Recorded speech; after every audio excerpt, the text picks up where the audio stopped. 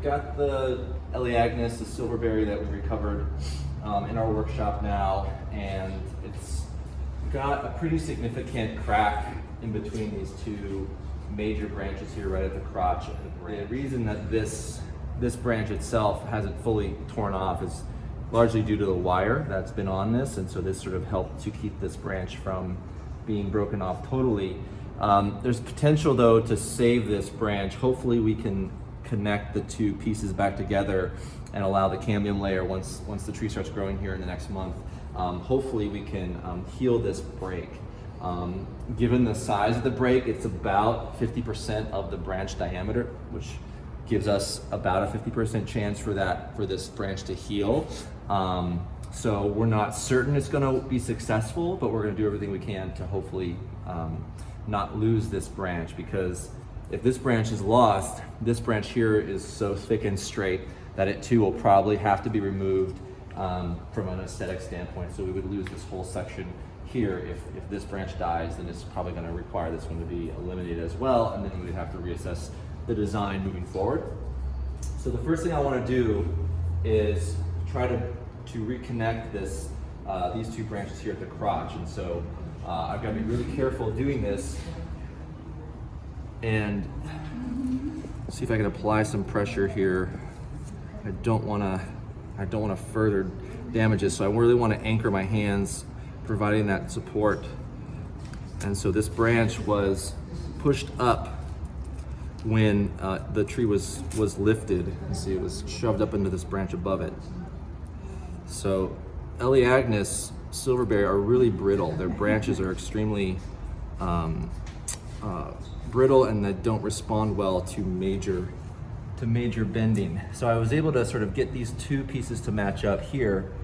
This looks like we've lost a little bit of bark, and so I can see the cambium here, and so I'm just going to kind of continue to squeeze these together to where I feel that I've really made that connection secure. I think that's about as good. Can't even see it anymore. Yeah, about as good as I can make it without rotating or twisting it and potentially damaging it more. So we're going to take some of the cut paste that we use when we remove a branch or we are trying to heal some plant tissue. And so I'm just going to warm it up, make it a little bit more pliable. It's kind of like Play-Doh. And so I want to lay this line of cut paste kind of right along that crack. And what this is going to do, it's going to help to, kind of like a Band-Aid, keep this tissue from desiccating and protecting it from really drying out, and hopefully encouraging the tissue to heal itself. And so we're going to sort of spread it out too, keeping water out of it. Even though we want it to keep it moist, the tissue itself that's already in there, the plant itself, is going to be able to make sure that we're giving it the best chance to heal itself from this. And so we probably won't know if this is successful until early to mid-spring, once the tree has started to photosynthesize again.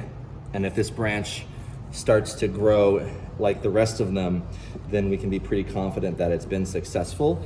The final test for it, though, we could even see it maybe continue on, even if it's not successful, through the fall or until the fall, when the tree pulls back its resources for dormancy, and this branch could die in the fall. So we really won't know 100% until next fall or the end of autumn this year, when the tree's gone through a full cycle, because there's enough energy, carbohydrates in the existing branch to keep this alive and possibly growing.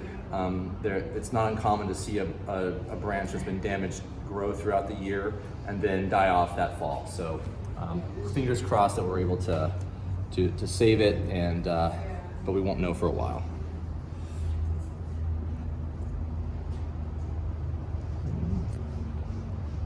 Looks pretty good.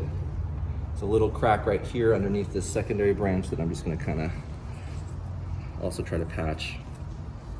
If we really wanted to go next level too, we'll probably want to mist this branch, specifically target this branch with some sort of misting application of mist to help offset the loss of water in the spring, just to keep the cells hydrated until that crack is healed and the tree is able to heal itself.